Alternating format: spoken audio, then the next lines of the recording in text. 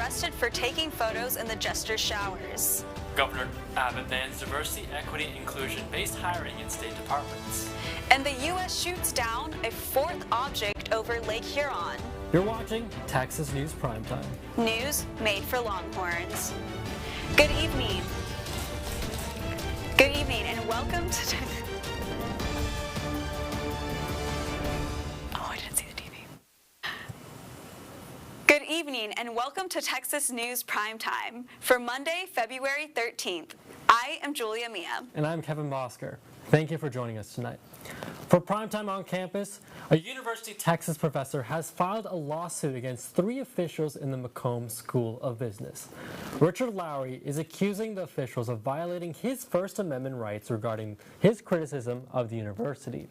Lowry's criticism detailed how the university is vile and racist regarding its admission policies and claims that the university uses affirmative action.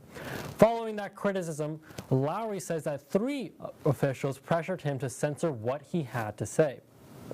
The 3 officials included Lillian Mills, Dean of the Macomb School of Business, Ethan Burris, Senior Associate Dean for Academic Affairs, and Sheridan Tittman, the Chair for the Finance Department. UT Austin is leaving the Big 12 Conference for the Southern Eastern Conference, otherwise known as SEC. 1 year earlier than anticipated. The university will join the SEC for the 2023-2024 season. UT Austin has been a part of the Big 12 Athletic Conference since its creation in 1994. Joining 1 year earlier comes at a cost for the university, as UT Austin has to forfeit $50 million in TV revenue for the next year. The UT Police Department arrested a student last Tuesday for allegedly taking photos under a shower stall door at Jester West Residency Hall. The suspect has been charged with 2 counts of invasive visual recording. Those affected by the incident are encouraged to seek help from the Counseling and Mental Health Center. For locally, the Austin Transportation and Public Works Department announced new plans for accessible alternative transportation routes. The plans include sidewalks, urban trails, and a bicycle network. The plans are not yet finalized, as they will be presented to the City Council by Planning Commission for review in April. While Austin has previously focused on easing car congestion, the city is now shifting focus to address issues of accessibility and safety. The Austin City Council is set to vote Wednesday, February 15th, on the employment of City Manager Spencer Cronk. This follows the criticism of the city's response to the recent ice storm that left many without power for days. This is not the first time that Cronk has come under fire. In 2020, Cronk refused to fire former Austin Police Chief Brian Manley amid the death of Mike Ramos. If fired, Cronk's contract guarantees him 1 year of pay, although a possible severance package will be discussed in the meeting as well. Last Thursday, a woman drove her vehicle through a Texas Capitol fence. 25-year-old Carla Morales drove the vehicle into a sidewalk that ejected her 2- and 4-year-old daughters out of the vehicle. She was apprehended by troopers after the SUV stopped. Morales now faces criminal mischief, resisting arrest, driving while intoxicated, and child abandonment charges. She is currently being held without bond, and her 2 children are now in custody of the state. For Texas News, the Office of Governor Greg Abbott released a memo last Monday stating that the use of diversity, equity, and inclusion initiatives, or DEI, in hiring is illegal. According to the Texas Tribune, this letter was directed towards both state agencies and public universities, citing both federal and state anti-discrimination laws for the legalities for the DEI efforts. In this memo, Abbott's Chief of Staff, Gardner Pate, also highlighted that DEI discriminates against some of the demographic groups and that hiring must be based on merit alone. Attorney General Ken Paxton will provide a public apology and $3.3 million in taxpayer money for the former staffers he fired after they reported him to the FBI for corruption. According to Politico, a mediated agreement has been filed in the Texas Supreme Court on behalf of both parties, and a formal settlement will follow. The taxpayers' dollars will come from the state's funds impending Texas's legislative approval. Paxton did not admit to wrongdoing in this settlement and has not been criminally charged.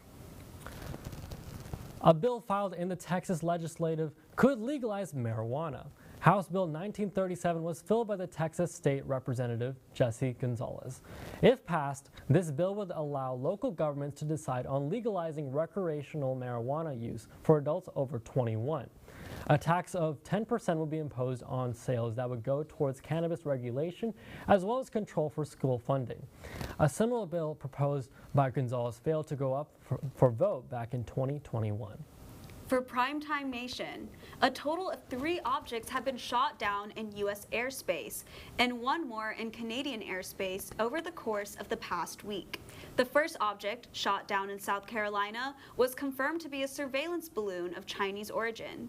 Though the other 3 have not been identified, the Chinese Foreign Ministry has not released a statement in response to these sightings. The FBI found another classified document in former Vice President Mike Pence's Indiana home in a consensual search last Friday. In addition, 6 pages were also found but were unmarked for any form of classification. This comes after Pence was subpoenaed by the Department of Justice for their investigation into former President Donald Trump's role in the January 6th attack on the Capitol. In a press release last Thursday, the Department of Health and Human Services announced they will allow the coronavirus state of emergency to expire in May. Although the department said combating COVID-19 is still a top priority, they also said the nation is in much better place than it had been since, and that they can now transition out of the emergency phase. For Primetime World,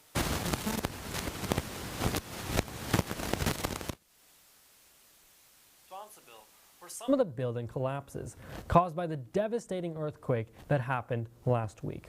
Arrest warrants were issued by the government for more than 100 individuals.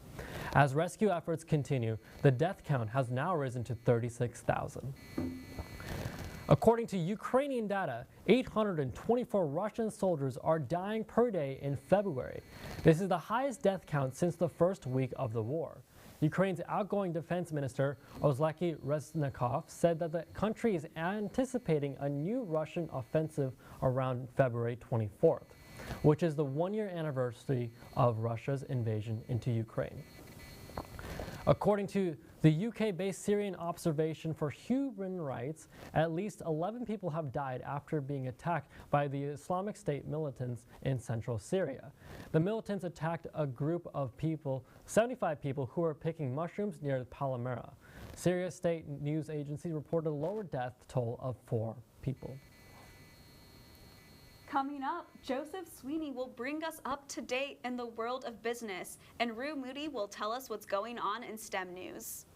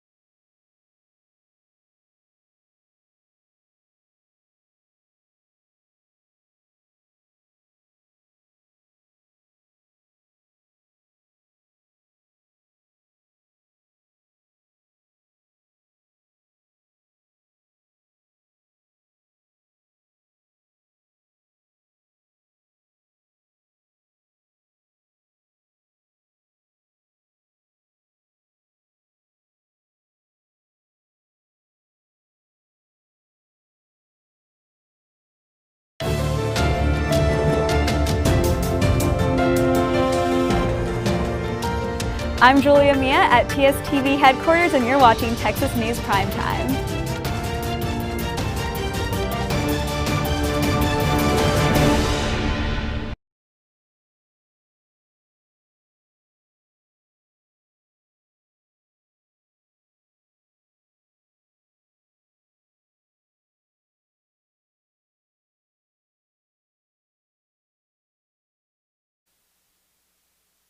Welcome back to Texas News Primetime. Joining me now to talk about business is Joseph Sweeney. How are you doing today? I'm doing pretty good today, Kevin.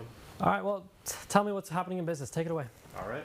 Following the 2020 election, Texas state lawmakers passed a new law that is mandating the purchase of voting technology that doesn't currently exist. Sponsors of this new provision say that they are aiming to prevent cheating in future elections by prohibiting the use of modern technology to count votes. When the provision goes into effect during the 2026 general election, millions of dollars worth of voting equipment will be prohibited, resulting in the return to hand-counted ballots.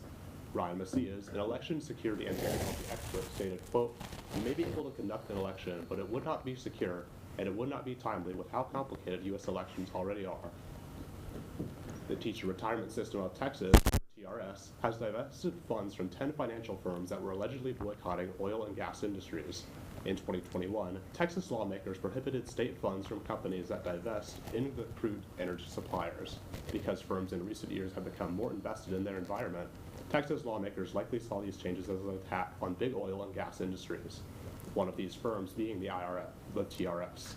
Roughly 2 million Texas educators and retirees participate in the Teachers Pension Fund, and without this sort of support for teachers within Texas, educators may end up moving elsewhere.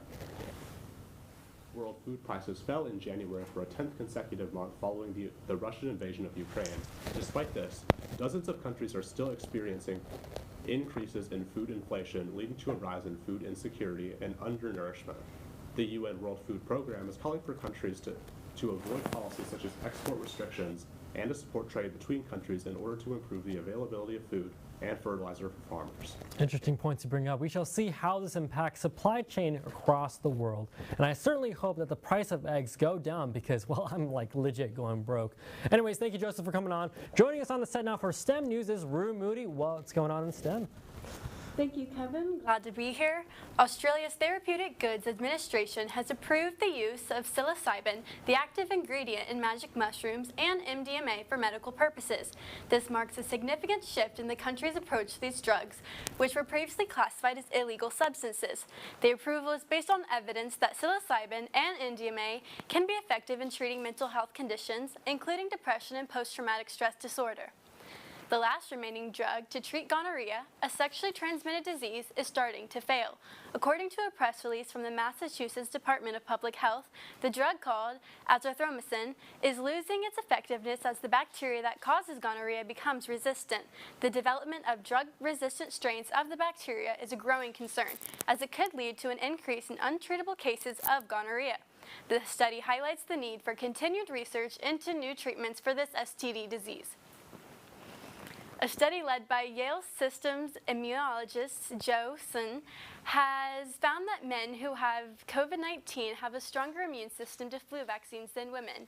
This is because men produce more antibodies and immune cells in response to having the virus. These findings suggest that a higher dose of the flu vaccine might be needed for women to achieve the same levels of protection as men. Further studies are needed to determine the exact reasons for these differences. Thank you so much, Rue, for coming on. Up next, we got Press Box on Primetime with Alec Alvarez. Stay tuned. Don't go anywhere.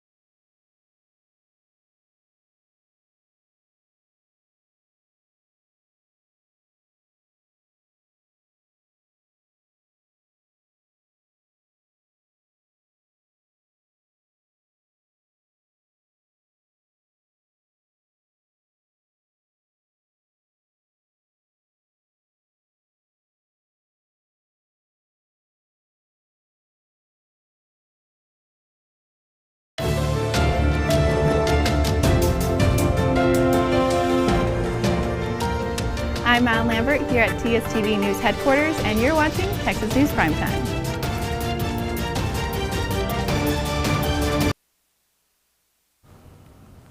Welcome back to Texas News Primetime. Joining us now for our special segment of Press Box on Primetime, we have the one and only Alec Alvarez. How are you doing, man? I'm doing fantastic, Kevin. Just a pleasure to be here on this fine evening. All right, well, let's dive into it. go for it. So, this past Sunday marked the biggest American sporting event of the year, a day in which Americans consume over 8 million pounds of guac, gobble down more than 1 billion chicken wings, and of course purchase over 50 million cases of beer, which is obviously followed by the day they received the most call-ins to work of the year. That's right, ladies and gentlemen, you guessed it. The day where it cost $7 million for a 30-second Super Bowl ad. The Super Bowl. Super Bowl 57 featured the Kansas City Chiefs playing the Philadelphia Eagles in a Super Bowl for the ages.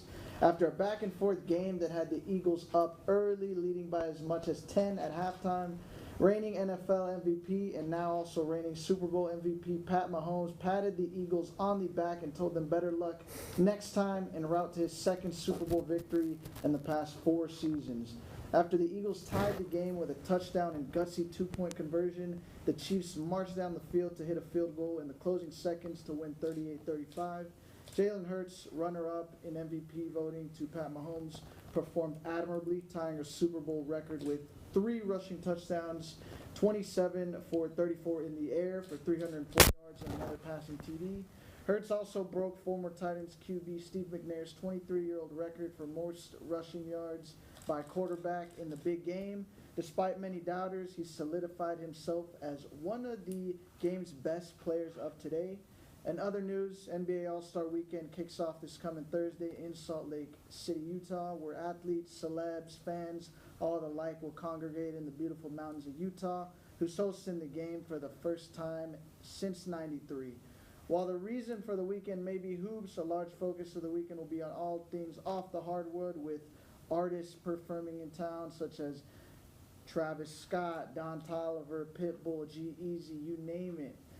Cleveland Cavaliers guard and all-star starter Donovan Mitchell will even be hosting his own comedy show during the weekend. As for what will happen on the hardwood, the Celebrity Game and Rising Stars Game will go down Friday night with the HBCU Classic, Skills Challenge, 3-point contest, and of course the emphatic dunk contest on Saturday, all culminating with Team LeBron facing off against Team Giannis on Sunday night. Well, I mean, it was one really crazy weekend to say for sure. Now, I got to ask you, how big was Kansas City Chiefs' Super Bowl victory for Patrick Mahomes' legacy? You got to tell me. Brilliant question, Kev. You always come up with these incredible questions. So, Pat Mahomes, it's just crazy.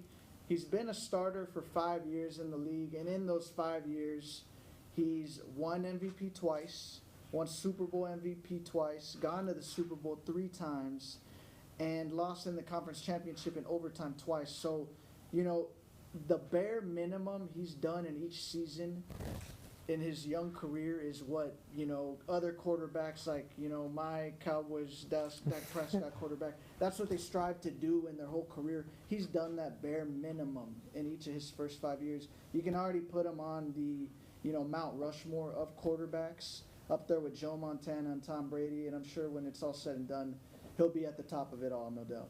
Hall of Fame resume at just the age of 27. That is just like insane to think about. Absolutely. He'd be a first ballot Hall of Famer right now. Oh, for sure. Like, he can retire right now and be fine with it. But my next question for you is, what about the impact of the Super Bowl legacies for other like resumes and other players, such as QB quarterback for the Philadelphia Eagles, Jalen Hurts, and Kansas City head coach Andy Reid? Yeah, Kev, you don't miss with these questions. So let's start with Jalen. So Jalen gets pulled out of the national title game in college. He gets pulled out for Bama, and then they put in Tua Tagovailoa, and Tua Tagovailoa, you know, blossoms into the career he's had up to today. So Jalen completely erases that memory of him, you know, choking, so to speak, in a title game so many years ago, and has one of the best performances we've seen from a quarterback, especially that young in their career, maybe ever. You know, 3 rushing touchdowns, over 300 yards in the air, just leading his team down the field. Aside from that one fumble that, KC returned for a touchdown, Jalen performed admirably all season, dual threat on the ground, in the air. He put some passes in some tight windows, so everyone was impressed. I'm not going to lie. Like I said, me as a Cowboys fan, I had my doubts, but I think he solidified himself as one of the game's best today, and he's going to be around for some time. It's actually crazy to think about. I feel like he should have won MVP if the Eagles had actually come through, but they didn't at the end of the day. Well, thank you so much, Alec, for joining us for Press Box on Primetime. Up next, we got Trent Lam bringing us up to date in the world of entertainment. We will be right back.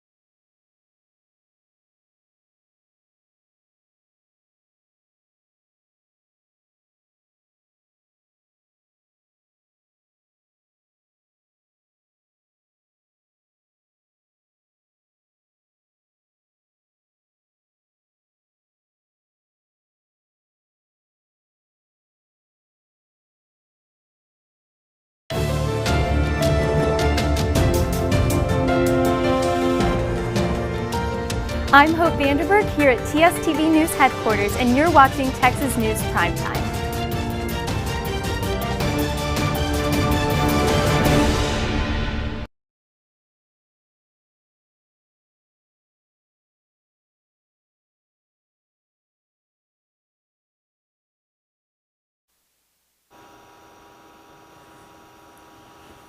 Welcome back to Texas News Primetime.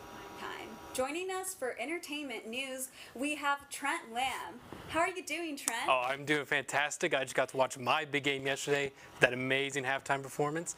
And speaking of that, the 6-year Rihanna hiatus has finally ended as she took center stage for the Super Bowl halftime show last night. She opened the show floating high above the stage and spent 15 minutes gracing us with hits like Umbrella, Rude Boy, one of my favorites of Riri, and ending it off with Diamonds. News did not stop there, however, as right after the show, news broke she was expecting a second child with her husband A$AP Rocky. Fans hope this performance will bring about the long-awaited 9th studio album. You know, when I saw that baby bump, I went crazy. Yeah. I was like, she looks so good in the red, and then A$AP Rocky and Rihanna have to be the sexiest couple, so can't wait to see how cute that baby is. Oh yeah. I think fans were scared that this might have a little pause for that 9th album, but I think she's doing great. She did such a great performance last night, so I think we'll see it really soon, hopefully this year. Oh, for sure. I'm waiting for that. An LSU gymnast, Olivia Dunn, has been at the center of recent drama regarding security at sporting events. The LSU gymnast was competing in Utah when footage showed a large group of boys misbehaving and waiting outside for Dunn. The incident forced LSU to move their bus and add an extra security team. This comes as sports stars like Stanford women's basketball coach Tara Vanderveer criticized Dunn and other athletes' influencer status as a setback for women's sports. Dunn responded to the criticism and security risks by calling for respect at every meet people go to see. You know, that must be really hard. Sometimes people become public online figures without even expecting that to happen. She was so young when she became famous. Who knew that this would be an outcome of that happening for her? Yeah, it seemed like she was just having fun, like posting TikToks, just post about her career as gymnastics. But then like these fans have just kind of come about and starting to like follow her around at meets and all that. So I really don't think it's her fault. I think we really just need to figure out how to, get more security at these events for her. For sure. And on Monday last week, AMC announced a new ticket pricing system to be implemented in select markets this month. The system, labeled Sightline, adds a $2 fee to select seats in the middle of the theater while making front row seats discounted. The announcement came with a large amount of backlash, including from actors like Elijah Wood, who stated the system will penalize people for lower income. AMC hopes to have the system implemented in all theaters by the end of the year. That's crazy that AMC is doing that. I can't believe that is going to be a thing now. Yeah, I'm terrified. I go to the theaters like once or twice a week, so I just feel like this is really going to hurt me and like other people's income, and I think it really does seem like a classist issue with them, with people with less income only get to have the front row seats, which everyone knows is definitely the worst seat in the house. Oh, for sure.